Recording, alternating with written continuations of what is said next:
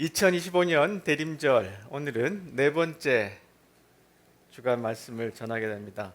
제목은 사람이 되는 법, 그렇게 정해봤는데요. 오늘 아까 저희들이 이 네 번째, 다섯 번째 초에 불을 올리면서 설명을 드렸었는데, 오늘은 사랑의 초입니다.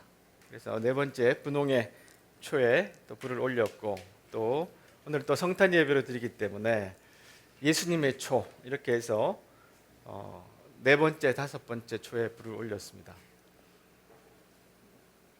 주님이 이 세상에 오신 것은 바로 우리를 사랑하시기 때문에 오신 것이죠. 그런데 우리 그 주님이 사람의 몸을 입으셨다는 것은 우리가 너무 익숙하기 때문에 그렇게 오셨구나 이렇게 받아들일 수도 있는데 참 특별한 일입니다. 그렇죠? 그래서 아까 우리가 찬양할 때 참 반가운 신도여 다 이리 와서 베들레헴 성내에 가봅시다. 우리가 만일에 기쁜 소식을 먼저 들은 목자라면 베들레헴에 가보자. 베들레헴에 가서 그 구세주를 보자. 그렇게 막 달려갔겠죠. 그 아기를 보고 엎드려 절하세, 엎드려 절하세. 그렇게 찬양하고 노래를 불렀을 것입니다. 근데 3절에 보면 이 세상에 주께서 내려오실 때, 강생하실 때 참 신과 참 사람이 되시려고 오셨다. 그렇게 노래합니다. 우리 하나님은 참신이시잖아요. 근데 내려오시면서 더 참신이 되시고 또 사람이 되시면서 참 사람이 되셨다는 노래를 우리는 이렇게 성탄절에 노래합니다. 사람이 되는 것, 사람이 되는 게 뭘까? 네, 사람이 되는 법이라는 책이 있습니다. 사람이 되는 법이라는 책인데 아주 전 세계적으로 유명한 책입니다. 아이들이 보기에 좋은 책인데 그 안에 어떻게 들어있냐면 이 목차가 이렇습니다. 더불어 사는 세상, 아픈 사람을 위로하는 법, 이런 식으로 쭉 나와 있고, 식물 키우는 법, 친구 집에 놀러 갔을 때 뭐 어떻게 하라는 것, 말 한마디 어떻게 하는가, 아주 구체적으로 이렇게 잘 설명을 하고 있어요. 전화 받는 법, 뭐 거는 법. 그리고 이제 더 자세히 좀 이렇게 내용을 좀 보면 슬기롭게 돈 관리하기, 돈 버는 법 이런 것도 있습니다. 빨랫감 세탁기 돌리는 법, 식기세척기 돌리는 법, 단추 다는 법, 헐거운 나사를 조이는 법. 이렇게 이제 여러 가지 내용들을 여기다가 이렇게 적어 놓고 아이들이 좀 읽히면 좋겠다. 그래서 이거 보니까 참 인간 하나 만들기 힘들다 요즘. 그런 생각이 좀 들어요. 그렇죠? 이런 기술들을 우리가 다 망각하고 살아갈 때가 많은데, 근데 이걸 안다고 해서 진짜 사람이 되는가? 그렇죠? 참 사람이 되는 건 뭔가, 이건 더 많은 것들을 요구하는 것이죠. 아까 그 내용을 조금만 더 살펴보면 더불어 사는 세상에서 이런 이야기를 해놨네요. 다른 사람을 보살피기 위해 특별한 기술이나 엄청난 노력이 필요하지 않아. 그저 따뜻한 미소를 지어 보이거나 조용히 곁에 있어 주기만 해도 누군가에게는 큰 위로가 될 수 있어. 아이들에게 이렇게 가르쳐 준다면 참 좋겠죠. 아픈 사람 위로할 때는 간단히 먹을 음식을 준비해서 좀 가져다 줘. 따뜻한 차나 죽, 달걀 프라이와 토스트 같은 음식이 좋아. 뭐 가벼운 게임도 해도 좋고, 이렇게 아이들이 좀 읽어보면서 대화를 해보면 또 우리 아이들이 놓치고 있는 것들도 배울 수 있지 않을까 싶어요. 주일학교 아이들한테 좀 선물로 줄까요? 네, 하여튼 그런 생각도 좀 듭니다. 자, 조금 전에 말씀드렸던 것처럼 이런 것들 우리가 다 안다고 해서 또 참 사람이 되는 것은 아니고, 참 사람이 된다는 것은 더 많은 것을 요구하고 또 더 많은 것을 생각하게 합니다. 그 말씀 우리가 좀 오늘 살펴보길 원하는데, 우리 예수님께서 참 사람이 되시려고 이 땅에 오셨다, 이 노래를 했잖아요.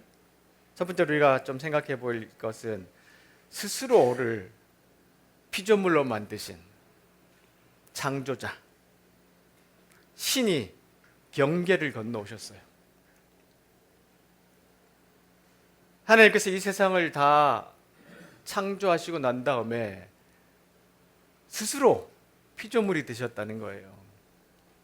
그래서 빌립보서에 보시면 예수님처럼 생각하고 행동합시다. 그분은 하나님과 똑같은 분이셨지만 거기에 계시지 않고 그 자리를 버리시고 낮은 곳으로 임하셨습니다. 사람의 모습으로 이 땅에 오시고 종과 같이 겸손한 모습으로 이 땅에 오셨다고 말씀을 기록하고 있습니다. 이 땅에 계신 동안 스스로 낮은 자가 되시며 하나님께 순종하셨죠. 끝까지 십자가에 달리시기까지 낮은 곳에서 주님은 사랑을 보여주셨어요. 자, 이것을 이제 예수를 만나다 신이 인간을 찾아온 종교를 본 적 있는가? 라는 책에서 팀 켈러 목사님은 이렇게 설명합니다.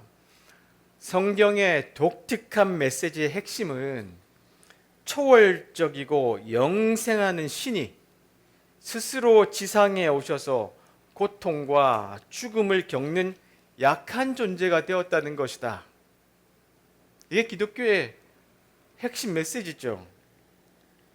초월적이고 영생하는 신, 이 하나님이 스스로 고통과 죽음을 겪는 약한 존재로 이 세상에 오셨어요.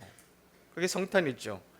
그분은 이 모든 일, 우리를 위해 우리 죄를 대속하고 우리가 마땅히 받아야 할 형벌을 대신 받기 위해 하신 것이다. 만약 이것이 참이라면 이는 우리가 상상할 수 있는 가장 놀랍고도 근원적인 자기 희생이요 사랑의 행위다. 우리의 마음을 끌어당기는 혁명적인 기독교 윤리의 개념을 위해 이보다 더 강력한 근거나 역동적인 동기는 있을 수 없다.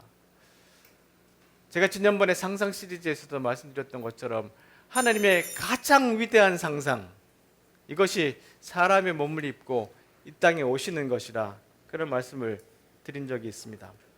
자, 이렇게 스스로 고통과 죽음 속에 자신을 사람의 몸을 입고 보내신 그 하나님, 우리 예수님은 인간이 겪는 모든 것을 다 겪으셨어요. 감정적으로도요, 엄청난 슬픔, 사람의 죽음, 그리고 평화를 모르는 예루살렘을 보시고 또 눈물을 흘리시는 일들, 바리새인들의 위선이나 아니면 성전의 타락한 모습을 보시고 분노하셨던 것, 그리고 목자 없이 방황하는 사람들을 보고, 그리고 병든 사람, 귀신 들린 사람, 죄인들을 보고 불쌍히 여기셨어요. 인간이 느끼는 그 감정들을 온전히 함께 하시면서 그대로 경험하셨고요. 또한 삶의 모든 고통을 다 직접 경험하셨잖아요. 정치적인 핍박, 정치적인 탄압, 국가 폭력, 불법 구금, 가짜 뉴스, 여론 조작, 권력의 눈치 보기, 빌라도의 이 모습들을 다 직접 겪으셨고요. 그리고 그것을 그냥 신적으로 극복하신 것이 아니라 예수님은 원래 사람처럼 많이 걸으시면 피곤하시고 안 드시면 배고프셨어요. 그리고 난 다음에 그렇게 잘 키웠던 제자들이 자신을 그렇게 배신하는 것을 오롯이 다 겪으셨죠. 우리는 조금의 배신을 당해도 얼마나 화가 납니까? 근데 이렇게 자기를 가장 어려운 순간에 버리고 다 제자들이 도망갔는데 그 순간에도 그들을 용서하시고 억울하게 십자가에 사형당하셨어요. 전능하신 초월의 신이 사람의 몸을 입고 이 땅에 오셔서 경험하신 것은 어쩌면 우리 인간들, 일반적인 보통 사람들이 겪지 않는 이 극한의 고통까지, 억울하게 사형을 당하신 일들까지 우리 예수님은 사람의 몸을 입고 참 사람이 되시기 위해서 이 땅에 오셔서 겪으신 일들이에요. 히브리서에 보시면 그분은 우리의 현실에 무관심한 제사장, 저 하늘에서 그냥 인간들이 이렇구나라고 보고 계시는 분이 아니라 그분은 연약함과 시험, 온갖 고난을 다 겪으신 분이에요. 모든 것을 다 우리 예수님은 이해하고 계신다는 거예요. 인간이 겪어야 할 극한의 고통과 억울함을 다 당하셨잖아요. 이렇게 신이 경계를 넘어오셨어요. 그것이 바로 성탄의 핵심 메시지입니다.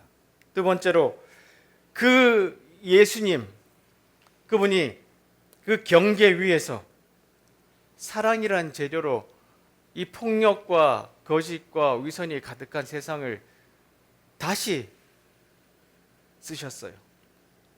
오늘 이사야에서도 보시면 내가 붙드는 나의 종을 봐라. 그는 내가 선택한 사람이며 내가 기뻐하는 사람이다. 내가 내 영을 그에게 주었으니 그가 모든 민족에게 정의를 베풀 것이다. 그는 외치거나 소리를 높이지 않으며 거리에서 큰 소리로 말하지 않는다. 그의 통치 방식은 다르다. 그는 상한 갈대를 꺾지 않으며 꺼져가는 등불을 끄지 않는다. 그는 정의를 베풀며 진리를 구한다. 그는 세계의 정의를 베풀 때까지 희망을 잃지 않으며 포기하지 않는다. 바다 건너 먼 나라 백성들도 그의 가르침을 믿고 의지한다. 이분이 연약한 사람의 몸을 입고 오셔서 그냥 신적인 존재로 여기서 저기서 문제를 해결하고 다니신 것이 아니라 그분의 삶을 통해서, 그리고 그 제자들을 통해서 사랑이라는 재료로 세상의 역사를 다시 쓰기 시작하셨어요. 새로운 창조를 시작하셨던 것이죠. 사랑이 행복하다라는 책에서 데이비드 배너가 이런 이야기를 합니다. 예수님은 하나님이 어떤 분이신지를 보여주려고 우리에게 오셨다. 인간 세상에 등장한 신에게 우리가 어떻게 반응할 것인지 알고 계셨던 하나님은 인간의 모습으로 세상에 오셔서 우리의 있는 모습 그대로 만나시며 우리의 두려움을 최소화하신다. 자, 인간 세상에 등장하는 신은 원래 소설이나 영화나 여러 가지 픽션에서 어떻게 그려집니까? 강력하고, 그죠? 어마어마한 힘을 가지고 또 사람들이 기대하는 바가 있는 그런 모습으로 그려지잖아요. 그러나 하나님은 인간의 모습으로 이 땅에 오셨다는 거예요. 가장 연약한. 성육신의 사건은 우리 죄로 인하여 생긴 골짜기를 가로질러 관계를 다시 잇기 위해 하나님 우리에게 손을 내미시는 것이다. 성육신 사건은 두려움을 내어 쫓는 진실한 사랑을 보여준다. 그렇게 사람의 몸을 입고 이 땅에 오셨기 때문에, 또한 그 살아갔던 모든 인생 그 삶 자체가 사랑으로 사셨기 때문에 그 제자들도 그 예수님께서 이루신 그 사랑을 따라 우리도 살아야지, 그렇게 세상을 변화시키는 사람으로 나아갔던 것이죠. 그래서 기독교 승리의 발자취라는 책에 보면 기독교가 왜 이렇게 빠르게 세상으로 번져가는지를 보여주는데요. 고대 도시의 만연한 불결함과 고통과 질병 및 익명성의 한복판에서 기독교는 긍휼을 베풀고 안전을 보장하는 섬과 같은 역할을 했다. 이렇게 기록하고 있습니다. 가장 중요한 것은 그리스도인들에게는 이웃의 곤궁과 고통을 덜어줘야 할 의무가 있었다는 사실이다. 왜요?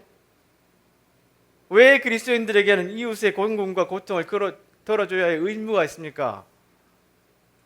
우리 예수님이 그렇게 하셨기 때문에. 그것은 내가 줄일 때에 너희가 먹을 것을 주었고, 목마를 때에 마시게 하였고, 나그네 되었을 때에 영접하였고, 헐벗을 때에 옷을 입혔고, 병들었을 때에 돌보았고, 옥에 갇혔을 때에 와서 보았느니라. 내가 진실로 너희에게 이르노니 너희가 내 형제 중에 지극히 작은 자 하나에게 한 것이 곧 내게 한 것이라. 는 말씀처럼 이 모든 것이 우리 예수님에게서 비롯된 일이었어요. 인간다움이란 책에서 김기현 철학자, 서울대 교수신데요, 이분도 이런 이야기를 합니다. 이 세상에 많은 사람들이 서로 주도권을 잡기 위해서 경쟁하는 시대였는데, 보세요. 기독교가 제시한 평등은 현실 세계가 아닌 여호와의 세계, 다시 말해 피안의 세계에서나 얻을 수 있는 이상으로 통용된 셈입니다. 옛날에는요, 평등이라는 것이 존재하지 않았어요. 그런데 이 말 뒤에 쭉 보시면 이 평등, 인간의 존엄, 이 모든 것이 어디서 시작됐다고요? 이분은 교회 다니는 분인지 제가 책을 읽어보면 그렇지 않은 것 같은데, 역사를 쭉 이분이 객관적으로 공부를 해보면 인간의 존엄과 이 평등이 어디서 나왔냐면 바로 기독교 사상에서 나왔다고 주장합니다. 근데 이분 혼자가 아니에요. 그런 것처럼 그의 제자들, 그들이 예수님의 가르침을 이 세상에 펼치다 보니까 우리가 이제 이렇게 평등하게 서로 나와서 자기의 존엄을 주장할 수 있는 세상에 살게 된 것이죠. 팀 켈러 목사님은 다시 이렇게 이야기합니다. 기독교의 신통한 특별함이 바로 여기에 있다. 신을 찾기 위해서는 이렇게 하라는 게 다른 모든 종교가 그렇게 이야기하지만 기독교는 그렇지 않다. 도리어 당신이 도리어 하나님이 당신을 찾으려고 예수 그리스도의 모습으로 땅에 오셔서 십자가에 죽으셨다는 게 바로 기독교다. 이것이 바로 기독교가 세상에 전해준 진정 급진적이고 독특한 진리다. 약자와 가난한 자를 돌보아야 한다는 것, 권력과 성공이 아니라 사랑과 섬김을 위해 사는 것, 당신의 적조차도 희생적으로 사랑해야 한다는 것 등 기독교의 모든 다른 혁명적인 사상들은 복음 자체로부터 흘러나온다. 우리가 지은 죄의 깊이로 인해 우리가 스스로를 위해 할 수 없는 일을 해주시기 위해, 우리를 구원하시기 위해서 하나님이 예수 그리스도로 이 땅에 오셨다는 복음 말이다. 이게 성탄의 메시지입니다. 급진적이고 독특한 진리. 그것이 오늘 성탄이 우리에게 주는 어마어마한 놀라운 기쁜 소식입니다. 세 번째로, 그렇게 사랑을 입은 자들, 그들도 예수님처럼 경계인으로 살아갑니다. 이사야서 42장 5절에 하나님이 이렇게 말씀하시죠. 나 여호와가 의로운 일을 하려고 너를 불렀다. 너라는 것은 우리 모두를 말합니다. 주님 안에 있는 자들, 내가 내 손을 붙들고 너를 지켜주겠다. 너는 내가 백성과 맺은 언약의 표적이 되고 민족들을 비추는 빛이 될 것이다. 내가 보지 못하는 사람의 눈을 뜨게 할 것이고 갇힌 사람을 갇힌 데서 풀어주고 어둠 속에서 사는 사람을 감옥에서 이끌어낼 것이다. 나는 여호와다. 이것이 내 이름이다. 나는 내 영광을 다른 것에서 주지 않겠고 내가 받을 찬양을 우상들에게 받게 하지 않겠다. 이 여호와의 열심이 이 모든 것을 이루겠다. 이렇게 우리에게 또 선언하고 가르치고 있습니다. 자, 이렇게 우리가 성탄의 메시지도 잘 알고 또 이런 메시지는 거듭거듭해서 계속해서 들어왔는데 왜 잘 안 되나? 우리 교인뿐만 아니라 왜 이 기독교가 점점 이렇게 되나? 이런 생각을 좀 해보게 됩니다. 최근에 나온 책에서 한병철 철학자가 신에 관하여라는 책을 썼는데 거기서 이런 이야기를 합니다. 오늘날 종교가 처한 위기를 단순히 특정한 믿음 내용들이 타당성을 상실한 탓으로, 계속 과학이 발전되니까 못 믿겠어, 이 정도 그런 뜻이 아니고, 우리가 더는 신을 믿지 않는 탓으로 또는 교회가 신뢰를 상실한 탓으로 돌릴 수 없다.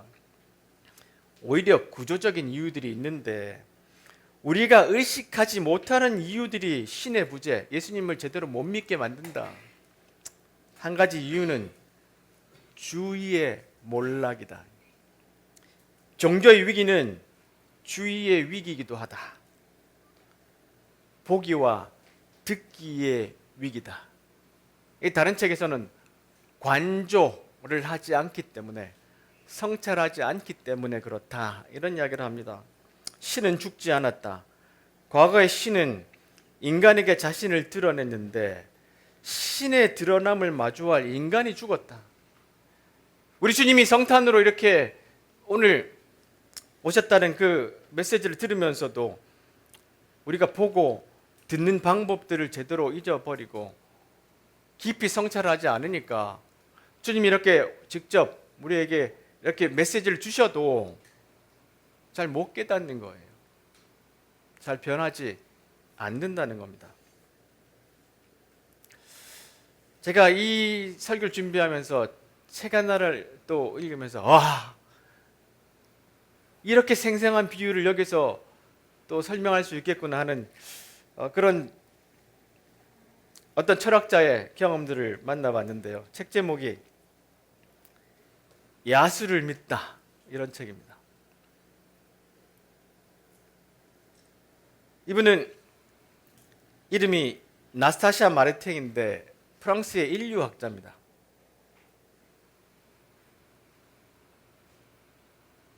이번에 알래스카에 가서 알래스카에 있는 주민들이 어떻게 사는지를 연구하고 논문을 쓰고 하다가 5년 있다가 이제 러시아에 있는 시베리아 깊은 산중에 가서 거기에 있는 또 옌멘이라는 사람들을 연구하기 위해서 갔는데요. 숲속에서 곰을 만납니다. 그 곰이 얼굴을 물고 턱의 한쪽을 뜯어가 버리고 허벅지에 깊은 상처를 냈습니다. 근데 그 순간에 손에 들고 있던 얼음 도끼로 어떻게 발버둥을 치다가 곰을 한번 내리쳤는데 곰이 쳐다보고 물러갔어요. 8시간 동안 러시아의 그 군용 구조 헬기가 오는 동안 혼자서 그 러시아의 추운 바닥에 누워가지고 생각을 합니다. 곰이 떠난 지 몇 시간이 지났고 나는 안개가 걷히기를 기다리고 기다린다. 짧게 자란 풀들로 뒤덮인 평원은 붉고 내 손도 빨갛고 부풀고 찢긴 얼굴은 더는 전과 같지 않다. 신화의 시간처럼 불분명함이 지배하고 나의 얼굴에 벌어진 틈으로 인해 윤곽이 사라진 체액과 피로 덮인 모호한 형상을 하고 있다. 근데 이분이 이런 이야기를 합니다. 이게 절망이 아니고 이는 하나의 탄생이라고 할 수 있다. 결코 죽음은 아니기에. 보통 사람 같으면 20대 중반에 여자가 곰에 물렸어요. 머리는 이만큼 찢기고 턱은 날아가고 몸에 지금 곰이 물고 핥긴 그 상처가 있는데 구조헬기가 올까 말까, 그리고 자기가 갖고 있는 조그만 휴대전화가 연결이 될까 말까 하는 시간에 누워서 이분 이런 생각을 했어요. 아, 나는 이제 완전히 달라진 사람이 됐구나. 더 이상 나는 옛날의 나스타샤 마르탱이 아니구나. 이것은 또 다른 탄생인데 얼마나 지난하고 어려운 수술과 그 치유의 과정들을 거쳐야 되는데 이분은 또 깊은 철학자기도 하고 또 인류학자니까 이 과정을 아주 깊이 사색했어요. 조금 전 우리 한명철 그 철학자가 말했던 것처럼 왜 우리가 신을 조공할 때 사람들이 달라지지 않는가 하면 깊이 성찰하고 보지 않기 때문에 그랬다고 그러잖아요. 근데 이분이 이런 사건을 당하면서 깊이 생각해 보기 시작했어요. 이 사건이 뭔가? 이 일로 인하여 나는 어떻게 달라질 건가? 이런 질문을 던집니다. 불분명함이 지배하는 심연에서 빠져나오기. 꿈과 구별되지 않는 밤의 가장 깊숙한 곳에서 자기가 아닌 다른 존재의 크게 벌려진 주둥이 깊은 곳에서 찾아낸 새로운 재료로 다른 경계를 재건설한다는 것은 무슨 의미입니까? 보통 사람은 이렇게 질문 못하죠. 철학자니까. 좀 쉬운 말로 하면 내가 이렇게 깊은 상처를 받고 이렇게 달라진 얼굴을 가지고 이제 새로운 삶을 살아야 되는데 나를 쳐다보는 사람이 다 다르게 나를 보고 나를 또 같이 일하는 사람들이 다 다르게 나를 대할 텐데 이런 상황에서 나는 어떻게 살아가야 되나 이런 질문을 던지죠. 이분이 이제 헬기가 와서 그녀를 구조하고 러시아에 있는 병원에 들어갔어요. 근데 아주 서양에 있는 어떤 병원들보다는 좀 열악하겠죠. 그래서 여기에 철로 된 플레이트를 대고 수술을 합니다. 어마어마한 고통이 있는 시간들을 견뎌요. 근데 소문이 났어요. 곰과 싸워 이긴 여자라고. 사람들이 여기 와서 구경하기 시작합니다. 그리고 많은 사람들이 자기를 연구 대상으로 놓고 서로 대화하는 것을 듣습니다. 그리고 난 다음에 가족들이 오고 프랑스로 이제 이송돼 갔는데 거기서 감염이 생겨가지고 또 재건 수술을 또 합니다. 이 모든 과정을 이렇게 지나는 과정을 거치면서 많은 생각을 하게 되는데요. 이런 이야기를 합니다. 원래 이분이 그 곳에 있을 때 예배한 사람들이 암곰이라는 이름으로 마추카라고 별명을 쪄줬어요. 내 얼굴에 맞닿은 곰의 키스를, 정면으로 다치던 곰의 이빨을, 부서진 내 턱을, 부서진 내 머리를, 그 입안의 어둠을, 축축한 열기로 훅 끼쳐온 숨결을, 엄습하던 이빨이 느슨해지던 순간을, 나를 끝장내지 않은 그 이빨과 설명할 수 없는 이유로 불현듯 생각을 바꿔 끝내 나를 잡아먹지 않은 나는 나의 곰을 생각한다. 근데 그 생각을 듣고 이야기를 듣고 예변에 있던 친구가 이런 이야기를 해줍니다. 곰은 너를 죽이고 싶어 하지 않았어. 곰은 너에게 표식을 남기고 싶어 했어. 너는 이제 미에드카야. 그러니까 원래 이름이 마추카라고 별명을 지어줬는데 미에드카라고 이름이 이제 바뀌어졌어요. 이 미에드카라는 뜻은 뭐냐 하면 반은 곰이고 반은 사람이다. 곰이 표식을 남기고 온 사람, 이런 뜻이래요. 서로 다른 세상의 경계에 서는 자. 여기서 뭐냐면 사람들은 너를 단순히 곰의 공격을 받고 살아남은 사람으로 보겠지만 넌 이 과정을 통해서 네가 어떤 사람이고 세상은 어떻게 작동하는지, 그리고 너는 이제 존재가 어떻게 달라졌는지를 분명하게 보여주는 사람이었다라고 정의를 해주는 것이죠. 여러분, 우리가 인생을 살다 보면 이런 황당한 일들을 또 이만큼은 아니겠지만 좀 속된 말로 사과를 당하거나 배신을 당하거나 아니면 뭐 더러운 일들을 당할 수 있죠. 갑자기 억울하게 회사를 그만둬야 된다거나 아니면 믿었던 사람에게 배신을 당한다거나, 이런 일들이 2026년에도 여러분들에게 있으셨을 거예요.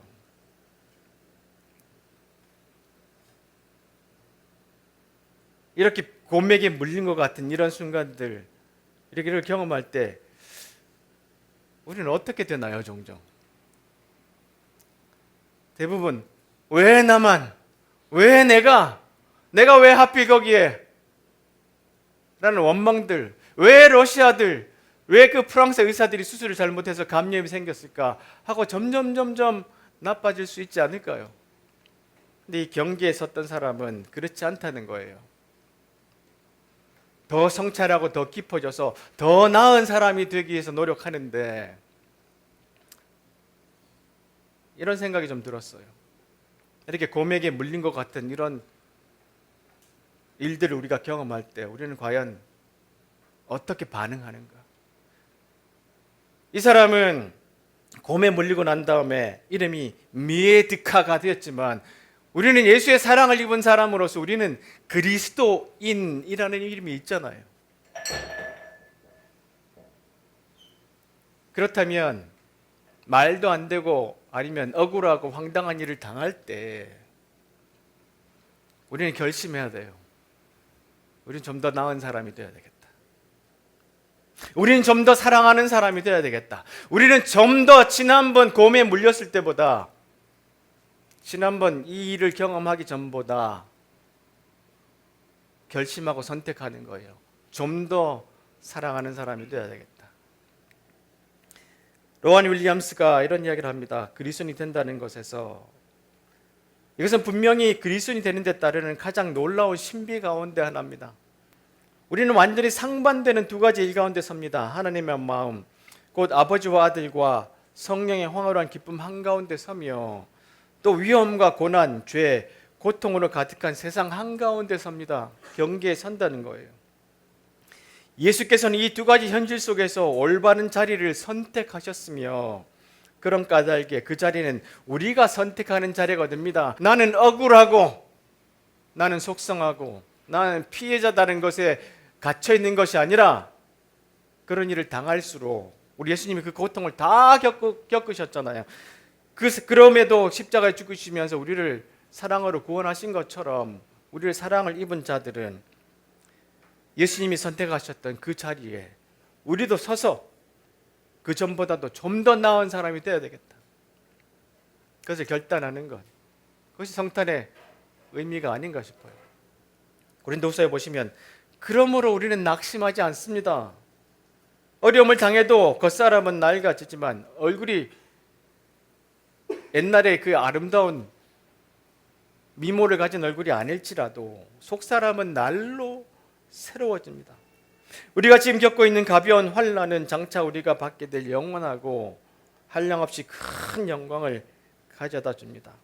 우리는 보이는 것들의 시선을 고정하는 것이 아니라 보이지 않는 것들의 시선을 고정합니다. 이는 보이는 것은 한순간이지만 보이지 않는 것은 영원하기 때문입니다. 지금은 그 일그러지고 찢긴 그 몸에 집중하는 것이 아니라 그럼에도 불구하고 이 모든 과정을 통해서 그 내면에서 성찰을 통해서 달라진 그 사랑의 삶을 산다는 것, 그것이 우리가 결심하고 선택해야 되는 새로운 길이 아닌가 싶어요. 팀 켈러 목사님이 그분이 사랑이시기에 우리는 그야말로 값없는 은혜를 누린다. 그러나 그분이 거룩하시기에 그 은혜에는 희생이 따른다. 무한한 희생이다. 나는 내가 이 희생적인 은혜의 수혜자임을 안다. 예수님이 나를 살리려 지옥의 심장부까지 가셨고 나를 위해 사랑으로 순종하셨음도 안다. 바로 그것이다. 그 사랑이 나를 변화시킨다. 그것이 눈물과 경탄과 희열과 활력을 낳는다. 그분의 희생적인 사랑이 나를 변화시키는 이유는 그것이 나를 낮추어 교만과 이기심에서 벗어나게 하고 동시에 나를 인정해 열등감과 자기 연민에서 벗어나게 하기 때문이다. 그 사랑 덕분에 나는 죄를 미워한다. 내 죄 때문에 그분이 죽으셨기 때문이다. 하지만 그 사랑 덕분에 나는 나를 미워하지 않는다. 그분이 나를 해방시키려고 나를 위해 죽으셨기 때문이다. 우리를 이토록 변화시키는 것은 없다. 내가 이렇게 사랑받는 존재니 열등감이 사라지고 은혜로만 구원받는 죄인이니 우월감도 사라진다. 말씀을 맺겠습니다. 여러분, 성탄을 어떻게 맞이하실래요? 어떻게 보내시겠습니까? 2025년 한 해를 보면 마치